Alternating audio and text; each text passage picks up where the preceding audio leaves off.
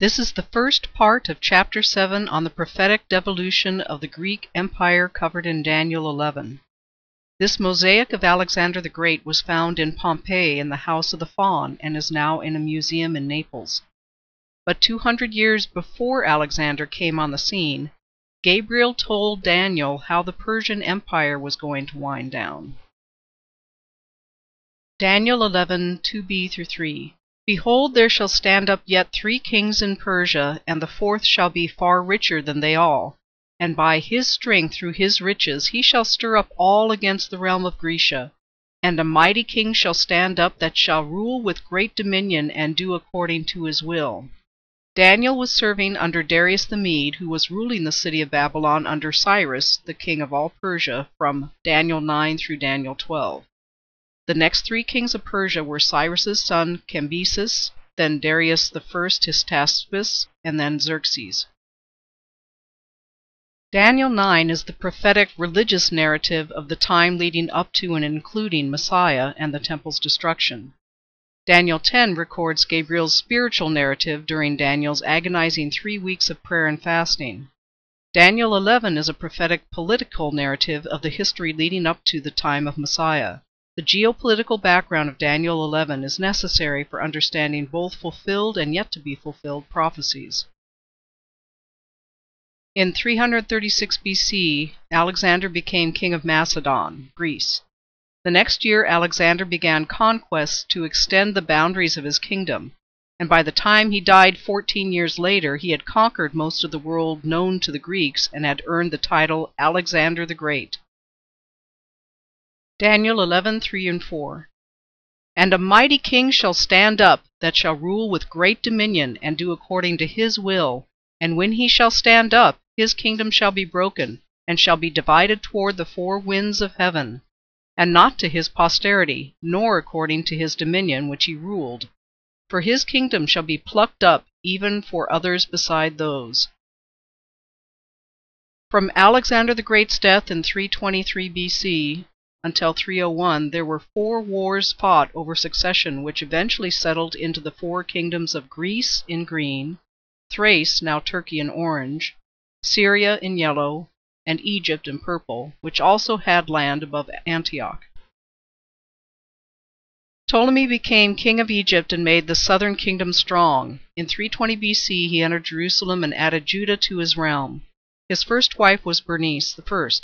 Seleucus Nicator built up Syria. Syria became the stronger of the 2 kingdoms. Antioch became Syria's capital, and kings used it in their names. Seleucus named his son Antiochus. Antiochus I was surnamed Soter, or Savior, by the Gauls, who became Galatians later. In following scriptures, Egypt's leaders will be colored purple, and Syria's leaders will be colored yellow. Israel's leaders will be blue, and Rome's will be red. Since the royal men and women named their sons and daughters after themselves, and also intermarried, it is difficult to keep track of who is who. Daniel 11, 5-9. And the king of the south shall be strong, and one of his princes, and he shall be strong above him, and have dominion. His dominion shall be a great dominion. And in the end of years they shall join themselves together, for the king's daughter of the south shall come to the king of the north to make an agreement. But she shall not retain the power of the arm, neither shall he stand, nor his arm. But she shall be given up, and they that brought her, and he that begat her, and he that strengthened her in these times. But out of a branch of her roots shall one stand up in his estate, which shall come with an army, and shall enter into the fortress of the king of the south, and shall deal against them, and shall prevail, and shall also carry captive into Egypt their gods, with their princes, and with their precious vessels of silver and of gold. And he shall continue more years than the king of the north. So the king of the south shall come into his kingdom, and shall return into his own land. To conclude an alliance of peace, Ptolemy II, with his sister Arsinoe I, whom he married, compelled Antiochus II of Syria to put aside his own wife Laodice and married their daughter Bernice. But when Ptolemy died 2 years later, Antiochus abandoned his Egyptian wife and took back Laodice. But in order to gain her revenge, Laodice had her husband Bernice and their son Seleucus murdered. To avenge his sister's murder, Ptolemy III, a branch of her roots, invaded and made strong inroads into the Syrian Empire, laying low all they had built. Ptolemy III took prisoners and 40,000 talents of silver and gold vessels back to Egypt. Ptolemy III also outlived Seleucus II, who died after falling from a horse. To make this soap opera more confusing, Ptolemy III then married a woman named Bernice from Cyrene, and they gave birth to a daughter whom they named Bernice. The name can also have an extra E for Berenice. While Ptolemy III was in Syria, Bernice of Cyrene placed her hair in a temple and dedicated it to Aphrodite for his safe return. The hair disappeared unto heaven and was thought to be placed among the stars. A constellation called Coma became Coma Berenice for her hair, which we shall consider in the Biblical Astronomy chapter.